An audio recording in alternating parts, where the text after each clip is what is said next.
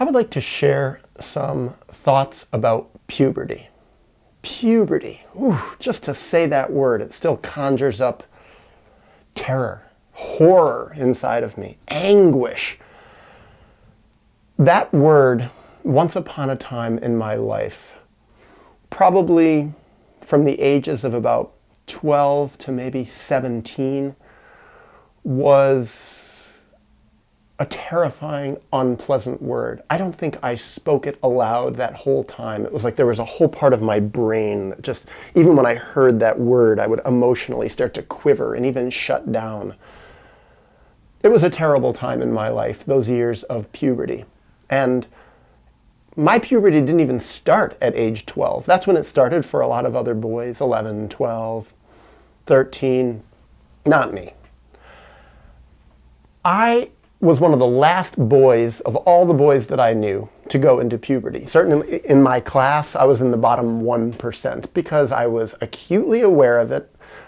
I was watching everyone else go into puberty. I was seeing the boys develop and grow. I could hear their voices changing and see facial hair growing, and I could see that it wasn't happening to me. And it was so painful for me. It was a time of alienation. I felt different. I was different. I was a little boy among other boys who were becoming men. Some had already become men. I remember I had friends who just a few years before, we were all the same height, the same size, the same weight, the same body types, and suddenly they're 6, 8 inches taller than me, a foot taller than me sometimes, outweighed me by 50, 60, 70 pounds. I looked like a little boy 5, 6, 7 years younger than some of them. And some of them I was even older than.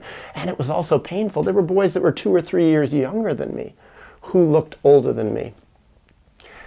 This inevitably happens to some people. Maybe some people handle it a lot better than I did.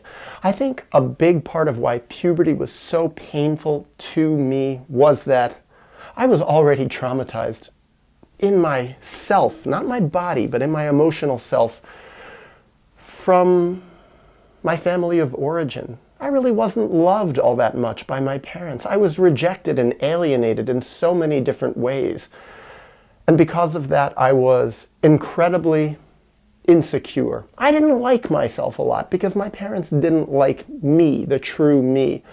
There were whole sides of me that I hated, and I pushed them down, and I was very vulnerable to alienation, very, very sensitive to not being liked. Well, this is a time when the boys were starting to get interested in girls. I certainly was, and what I found was the girls weren't interested in me. They were interested in the other boys who were growing sooner. Also, it was a time where sports was incredibly important, and I loved sports, and I was actually naturally a good athlete, but I was small, and that put me at a serious disadvantage. Suddenly, I wasn't the best kid on the baseball team. I couldn't hit the baseball as far. I couldn't run as fast. I couldn't jump as high. I was starting to compete against boys who were becoming men. And this became a theme of my life for, well, a good half a decade or more, where I was at a disadvantage. But I think more than all this, it was the social alienation that was so painful for me.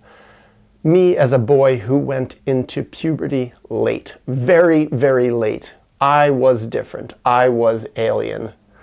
I had less status, and I was teased about it. Not a lot, but I got teased about it from time to time. I had boys point at my body, changing in the locker room, and laugh at me. I remember those moments of being marginalized, humiliated, ridiculed. And although it didn't happen a lot, it did happen. And I became acutely sensitive to this. Now, of course, having read about this more, having talked to a lot of other people over time, certainly being a therapist and hearing a lot of people talk about their painful puberty years, I realized it was very painful for many. I talked with girls who went into puberty early and heard the horror that they went through. And sometimes it was actually a rather similar and parallel horror to what I went through of going through puberty late. Some of these girls became women when they were 10, 11 years old, or even younger. Well, for me, it was like I didn't become a man until I was 16, 17, 18, 19 years old. I did not stop growing until I was 21 years old. It was horrible for me. But, and this is what I want to talk about, and I think this is the important thing as it relates to this video, to this channel, to my basic concept of healing from trauma and becoming a whole person, becoming a good person in the world, for me becoming a better person. The horror of puberty is now for me a metaphor for something bigger.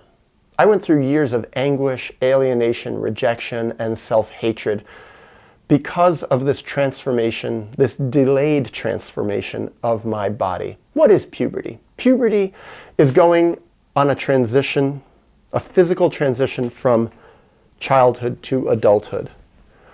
My life now is about making the emotional, the psychological transition from being a hurt, wounded child into a mature, self-actualized adult. In a way, that is a kind of psychological puberty. And that is where I have put my energy for decades now. This is what I talk about on my channel. And when I think about puberty, those horrible years of puberty, in a way, I wouldn't wish what I went through on anyone, but I think it made me strong. I think it set up a template in my life for being able to persevere in spite of so much social alienation and failure. Somehow, in all those years of being different, of being rejected, of not being liked, of not being listened to, because I realized so often, I saw it so obviously, people didn't even listen to me because I was smaller and looked younger. They just looked at me and said, oh, he's not important. His thoughts don't count. And what happened as the result of that? And this is the one positive thing I think. Maybe a couple positive things, but it comes from this fundamental thing.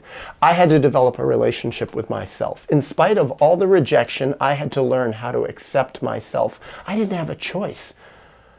I developed a private relationship with me, where somewhere inside myself, 1,000 times over, I said to myself in my little quiet moments of truth, I said, Daniel, I love you anyway. I will fight for you anyway. I am on your side anyway. No matter what the world considers good and healthy and mature and special, all those things that I am not considered to be, I love you anyway.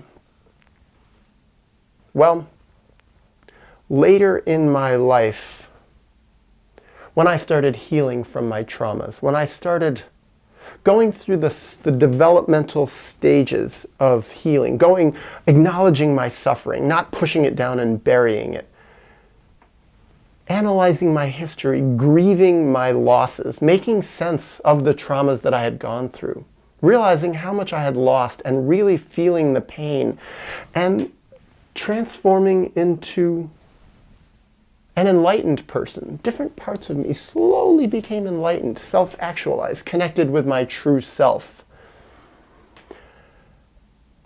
This was a painful process. This was a process that so often the world simply did not like. The world rejected.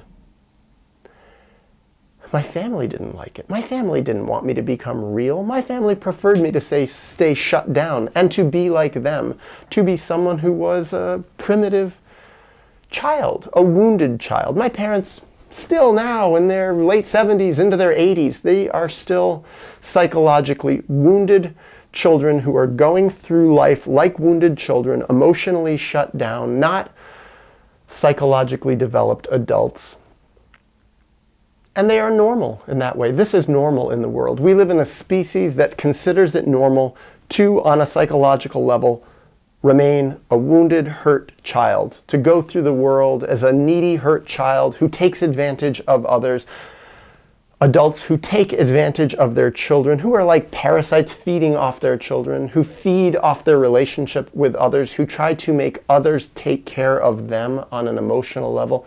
This is normal. This is considered healthy. This is what people are supposed to do. This, to me, explains why our species is so screwed up, why our world is so dishonest, why the course of human history is such an absolute mess, and by and large, is so hopeless, what we have done. The exception being the people who are making this transition into psychological adulthood, the people who are grieving, who are making sense of their history, who are taking the wounded, childlike, hurt parts of themselves and transforming it into something better, something mature, something insightful and different and honest and real and authentic. And I think my horrible experiences of puberty prepared me to go through this process. I sometimes wondered, what if I'd just gone into puberty like every other boy at 12, 13, 14 years old, just been a normal boy, never had to suffer so much anguish that I went through. I wonder if I would have been as prepared as I am now to be strong going through this process of becoming a psychological adult. Something so much more difficult, so much more protracted and prolonged, so much more powerful and meaningful, and something which, in a way, I can control so much better. I couldn't control puberty. I remember going to the doctor at one point. I had my mom, I begged her to bring me to my pediatrician. And I was probably about 14 at the time. I begged him to give me some sort of drug, some sort of injection, testosterone, human growth hormone, anything to make me grow. And he would not do it. He said, give it time. You're just a late bloomer, a late developer. It will happen. What horrible news.